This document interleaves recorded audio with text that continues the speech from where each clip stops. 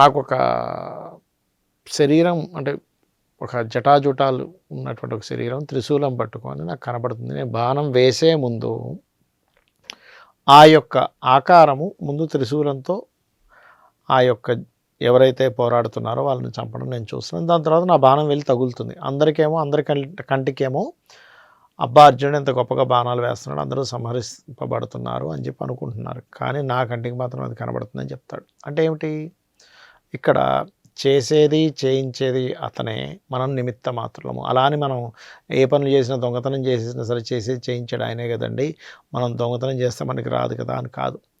మంచి పనుల గురించి, ధర్మ సంబంధించిన విషయాల గురించి మనం చేసే ప్రతి కర్మకి ఎనర్జీ ఇచ్చేది ఆయన. కాకపోతే మనం పూర్వజన్మలో చేసినటువంటి కొన్ని కర్మల యొక్క విషయాన్ని కూడా మనం అనుభవిస్తుంటాము.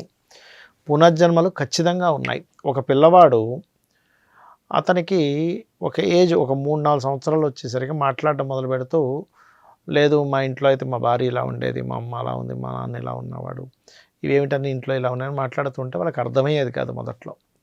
తర్వాత అతన్ని అసలు ఏమిటి ఇలా మాట్లాడుతున్నాడు, ఈయన చెప్తున్నటువంటి ఇవి నిజంగానేనా అని వెళ్తే అతను చెప్పినటువంటి షాపు, ఆ షాప్లో ఉండే అతని పేరు, అదేవిధంగా వాళ్ళ ఊరికి వెళ్తే ఆయన గత జన్మలో ఎలా అయితే చనిపోయాడో ఆ యొక్క విషయాలు, వాళ్ళ భార్య పేరు, పిల్లల పేరు అన్నీ కూడా తెలుసుకోవడం మ్యాచ్ అయ్యాయి.